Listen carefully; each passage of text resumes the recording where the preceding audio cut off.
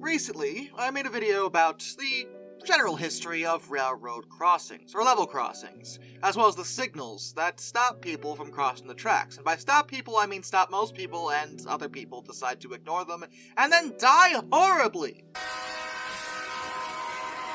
And because of this, I decided to double down and do some research regarding the exact statistics involving the most dangerous level crossings, in America specifically.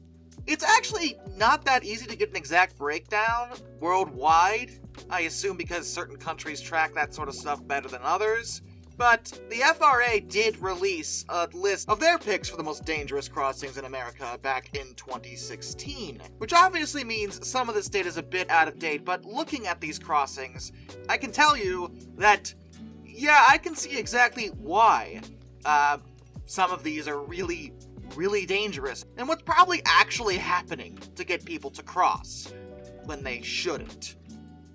Now, I will say this is going by incidents, namely, anytime a train hits a car.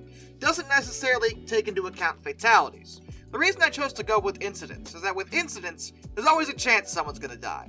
And frankly, a train shouldn't be hitting a car ever. But when it comes to fatalities, things get a bit wonkier with the data because, in theory, you could have one incident, but like 5 fatalities, depending on how many people were in the car, you know? So it's a little hard to judge based off of that, which I think the FRA agreed, which is why their list also goes by incidents. And I'm gonna stick to that.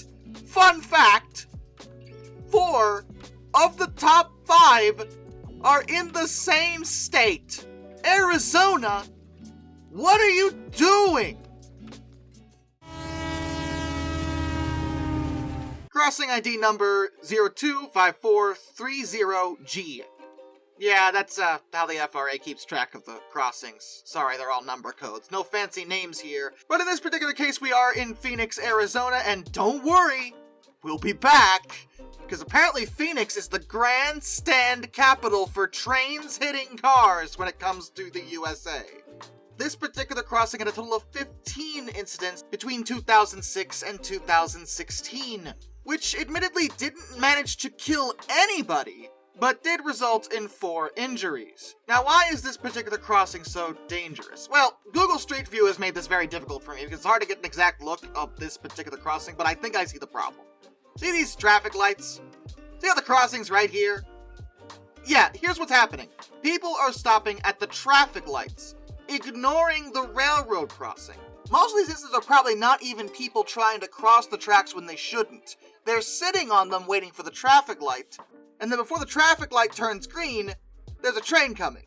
Now in this particular area, I am guessing the trains don't move particularly fast, which may explain the low number of fatalities, but yeah, these types of crossings are rather dangerous due to the simple fact that drivers tend to focus more on the traffic lights and not the railroad crossing.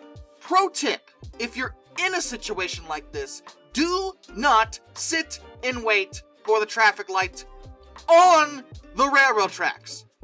Don't do that. Ever. If you can't squeeze in on the other side, just sit before the tracks until the light turns green. It'll be fine. And you might be saying, well, what if the people behind me beep at me because they're impatient? Sucks. Let them go around you and possibly die. That's on them. I'm telling you how to not get eviscerated. Okay? Okay. But this is just number 5. It only gets worse from here. Crossing ID number 330578C. This is the only crossing on the list that isn't in Arizona. It's in Ashdown, Arkansas, with a total of 16 incidents and 4 fatalities and 4 injuries. This is actually the only one on this particular list that has any fatalities, I must admit, as the rest only have just a lot of incidents, but no one managed to die in any of them. But this is the exception. Why are people dying here? Well, to begin with, it's the stupid traffic lights again! Even though they have a whole bunch of lights on the railroad crossing to warn people, no. We gotta focus on the traffic light, you see. And, I'll tell you what's really the problem here. This looks like a much more rural area, with less people in general, which means I can almost guarantee the trains are moving faster. which would explain the higher number of fatalities. Again, people are sitting on the tracks, worried about the traffic light, and not the fact that they are sitting on railroad tracks. Do not do this, Arkansas. Please. I just don't want you to die.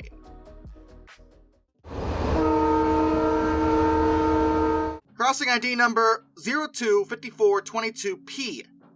We're back in Arizona, and we're staying here for the rest of this video. But in this instance, we're in Glendale, not Phoenix. The rest of the list is all in Phoenix. I don't know what Phoenix's problem is. But when it comes to Glendale, this particular crossing had a total of 19 incidents and 3 injuries. And to be honest, just looking at it, I'm kind of surprised it's that low because this looks horrific and I hate everything about this. First of all, the track goes sideways, which isn't that unusual, but it goes sideways across an intersection with multiple different lines of traffic. Like, this already looks like a mess just to begin with. They can't even put gates on the whole thing, purely because of the way it's angled. There are gates over here on this yield area, but with that yield sign there, I can only imagine people are going up to the yield sign hoping they can get through before the gate comes down, and the gate comes down and then they get hit, because of course they do. Though I do appreciate this particular crossing for one aspect. Look at that. Do not stop on the tracks. Stop here on red. Before the tracks. They know how bad this is, okay? They know, and they are trying desperately to get people not to get hit. I don't know how well it's working, but I appreciate the effort.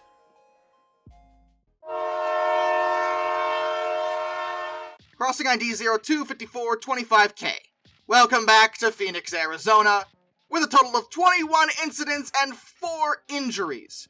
This crossing looks like a Christmas Nightmare 2, and again, it's the blasted traffic lights. People are more worried about them and not the railroad crossing, and this looks like a pretty busy intersection, and the tracks are inconveniently far enough back that they can't tell people to stop that far back, but they're close enough to the lights that traffic does get backed up to the tracks, and then people get hit. It's great. It really, this is top tier work. We have too many roads. Is really where I'm at with the situation. And yeah, but once again, my advice from the very first part of this still stands. Hey guys, sir, do not sit on those tracks. Move forward. You have room, actually. And if you don't have room, just hang back. It's fine. It's not gonna delay you by any significant margin. You know what will delay you? Dying. Dying will delay you quite a bit. The entire rest of your life will be delayed, in fact, I believe is the apt way to put it. Do not sit on the railroad tracks! And last but certainly not least, Phoenix comes to us with crossing ID number 025617C with a total of 24 incidents and 2 injuries. And this one is truly magnificent because we have the traffic lights right there next to the tracks, and people are coming from the other direction. I don't even see a gate for that direction specifically. This is a busy road. It crosses the other road too. Like, it does everything possible to make sure people get hit. Again, the trains are probably not moving very fast through here, which explains the lack of fatalities, but still, guys.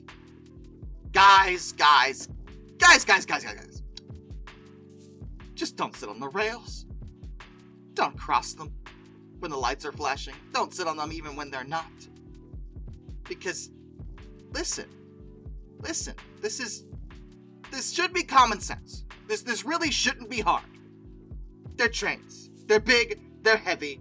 Your car, your truck, whatever you have, is not gonna win the fight. You will lose. Badly. But yeah, based on the FRA's research, these are the most dangerous railroad crossings in America, but this is based purely on incidents. If you guys want me to look more into fatalities, I might do that for next week. And with that, a special thank you to all my underwater train finders, Sundude267, Orange Glass, Benjamin Owens, Anzac A1, Arthur Roy, Brian, Jack Carson, River Videos, Lord Off 444, A-Person723, Royal Hudson 2860, Isurfer 1405, Charles Kwiatkowski, Matt Weaver, Tom Red Lion, NS Productions 8104, Wheeljack 8401, Rescues Greyhounds, The Baxter, Caleb Crosswhite, Andrew Bowen, Josh Johnson, Caleb Brainwaters, Prez Drenton, Master of None, Travis Stalinsky, Jared Brussel, Joshua Long, Tommy Rossini, Ben McCullough, Panzer Kitchen 131-232, Mark Holding, G Wiz, Mr. Terrevel, Liam Wright, Hayden DeGrow, Metal for Life Guy, Hannah Bird, No, Eric Hutton, Williard Conklin, Kirk Forkham, Ohio Trucker 1, Mitchell Cole, Mr. Sleepy, Dr. Racy78, and of course, my dad. Till next time, this is Darkness, and I bid you all a fun farewell.